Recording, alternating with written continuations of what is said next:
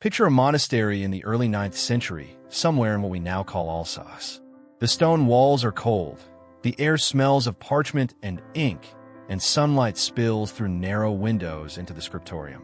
A young monk sits hunched over a heavy manuscript. Before him lies a codex recording the history of the Frankish realm, a text meant to preserve the deeds of kings, wars, and divine favor. As his eyes move across the page, something troubles him. The story he reads is one of constant triumph. Victories stack upon victories. Enemies fall. God's blessing never wavers. The name that dominates the page is Charlemagne, the ruler said to be chosen by heaven itself.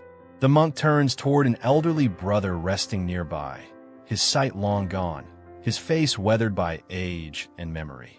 "Father," the young monk asks, "has our Lord King ever truly failed?" It seems as though God cleared every obstacle from his path. The old man smiles faintly. "Have you ever heard of those who paid the price for that greatness?" This imagined exchange captures the heart of our subject, how history was written in the Carolingian world, and why it cannot be read at face value.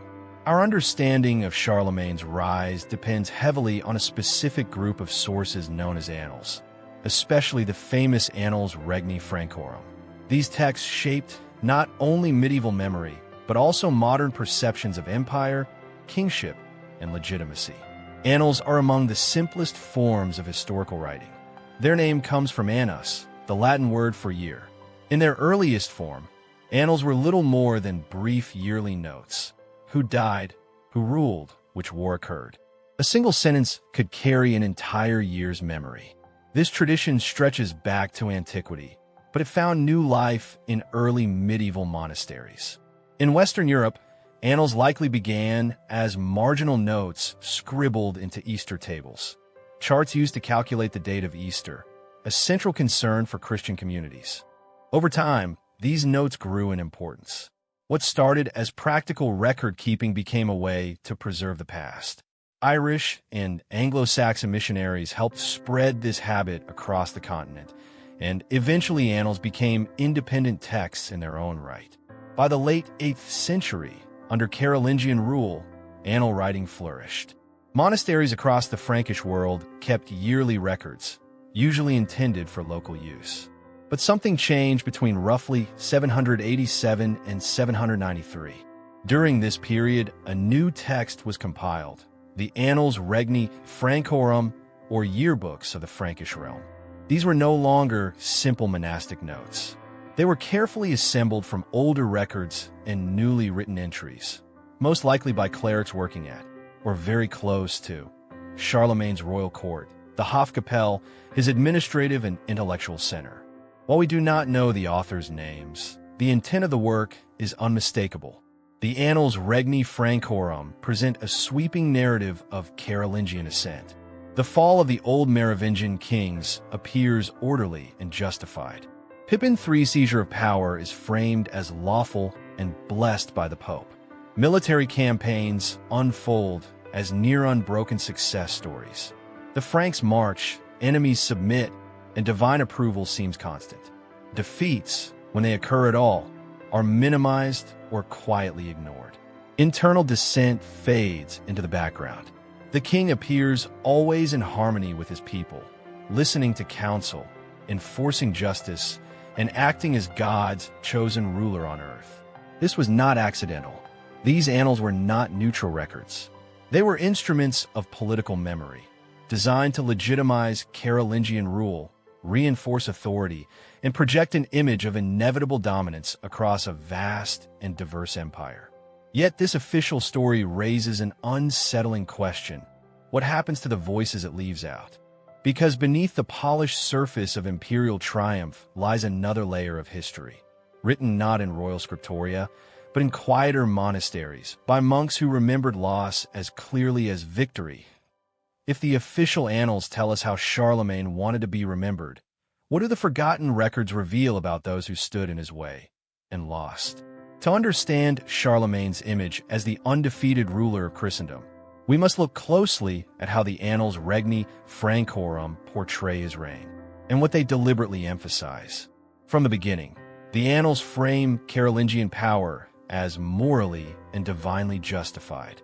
Pippin III's overthrow of the Merovingian dynasty is presented not as a coup, but as a necessary correction. The Pope's blessing transforms political ambition into sacred duty. From that moment onward, Carolingian rule appears inevitable. Military success dominates the narrative. Year after year, the Franks march against Lombards, Aquitanians, Saxons, and others. These campaigns are rarely framed as wars of conquest. Instead, they are portrayed as acts of defense, of the Church, of St. Peter's lands, or of Christian order itself. Pagan resistance is equated with rebellion against God. When Charlemagne inherits the throne in 768, the tone sharpens. He is depicted not merely as a king, but as a ruler uniquely favored by heaven. Victories follow him with near-mythic consistency. Assemblies are held annually, suggesting harmony between ruler and nobles. Conflicts are resolved through royal wisdom.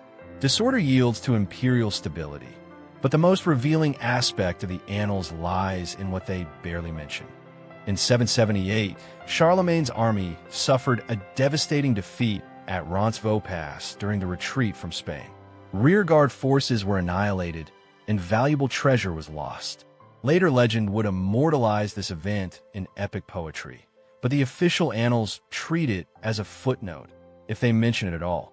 The campaign itself is reframed as a success, with conquered cities listed and failure quietly erased.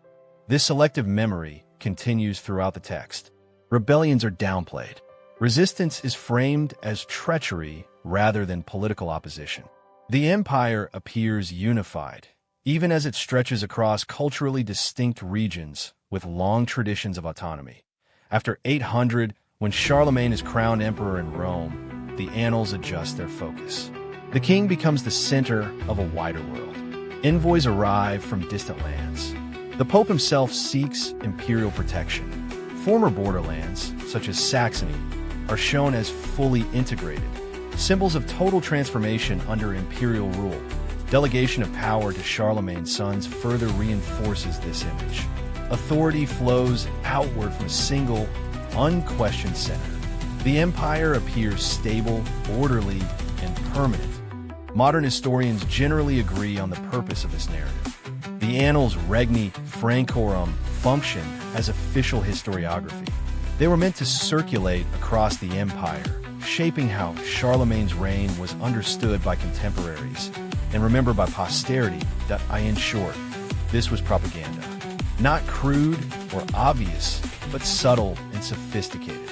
It did not invent events wholesale, it curated them.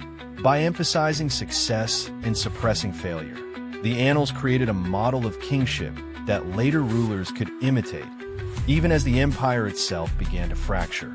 But history has a habit of leaking through the cracks. Because while the royal annals projected unity, many monasteries preserved their own memories, stories of lost power, displaced dynasties, and crushed resistance. These records did not deny Charlemagne's dominance, but they complicated it if the imperial annals were written by the winners. What happens when we read the histories written by those who lost everything? Beyond the polished narrative of imperial triumph lies a scattered but invaluable body of sources, often called the minor annals. These texts were written in monasteries across the Frankish world, far from the political center, and they preserve perspectives that the official record either softened or ignored entirely. Some of these annals borrowed heavily from the Annales Regni Francorum, but others supplemented the imperial narrative with local knowledge, oral traditions, and memories of rivalry. Together, they reveal that Charlemagne's rise was neither smooth nor uncontested. One of the most intriguing examples is the Annales Bataviani, compiled between the late 8th and early 9th centuries. Its author remains unknown, but evidence suggests close contact with royal assemblies and the Carolingian court. Yet despite this proximity, the text preserves alternative dynastic memories.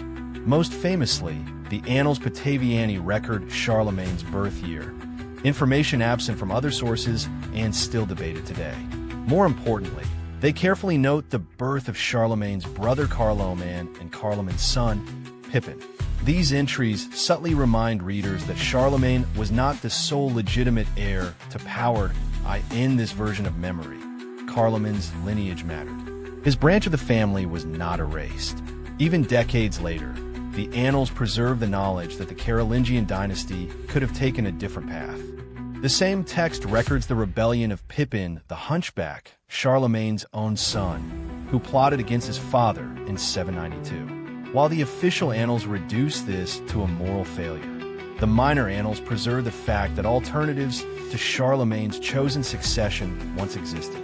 Pippin's punishment, tonsure and confinement in a monastery, serves as a reminder that power within the Carolingian household was fragile and contested. Even more striking is the Annales Nazariani, likely composed around 790 in the region of Lorsch or Murbach. This text offers a rare glimpse into organized resistance against Charlemagne from the perspective of those involved. In 786, a group of Thuringian nobles conspired against the king after a failed dynastic marriage alliance. Whether this was a genuine political miscalculation or a deliberate trap laid by Charlemagne remains debated. What matters is how the annals describe the aftermath. The conspirators attempted open defiance. Their estates were destroyed. Some escaped capture and sought refuge in monasteries. At trial, one noble is even recorded as openly declaring that, had his peers agreed, Charlemagne would not have survived. Initially, the king shows mercy. The rebels are exiled to monasteries. But later, punishment escalates. Several are blinded and permanently removed from political life. For the first time, we see imperial authority not as benevolent order, but as overwhelming force. The Annales Nazariani appeared deeply sympathetic to these defeated elites. Their narrative does not deny Charlemagne's power. It exposes its cost. If resistance survived even after defeat, what happens when a powerful regional ruler finally collides head-on with the machinery of empire? Nowhere is the contrast between official and local memory clearer than in the fate of Tassilo III, Duke of Bavaria, in the imperial annals. Tassilo is a cautionary tale. His story is framed as long-standing disloyalty, broken oaths, abandoned campaigns, and secret alliances. By the time Charlemagne moves against him in the late 780s, the verdict seems inevitable. Tassilo is portrayed as a traitor whose removal restores order. According to the Annales Regni Francorum, Charlemagne acts as supreme judge. Armies gather. Papal support is secured. Bavarian nobles defect. At a grand assembly in Ingelheim in 788, Tassilo is condemned, tonsured, and removed from power. Bavaria is absorbed into the empire. Justice, it seems, has been served, but the Annales Nazariani tell a different story. Here, Tassilo's submission in 787 comes only after an overwhelming display of military force. At the River Lech, Charlemagne and Tassilo exchange symbols of authority, a gesture suggesting temporary recognition of Bavarian legitimacy. There is no talk of ancient betrayals or moral failure. Only later, once Tassilo is isolated from his power base, does his fate change. Summoned to Ingelheim with his family, he is stripped of symbols, forced to confess, and quietly removed. The punishment is carried out behind closed doors, suggesting not outright treason, but political elimination. In this version, Bavaria does not fall because it is illegitimate. It falls because empire has become irresistible. This final comparison reveals the true nature of Carolingian historiography. The annals were not passive records. They were tools of memory, shaping how power was understood and justified. Monks who copied these texts stood at a crossroads. They transmitted imperial legitimacy, but they also preserved local laws. Their pages carry both obedience and quiet resistance. To read Carolingian annals properly, we must read between the lines, comparing what is said, what is softened, and what is omitted.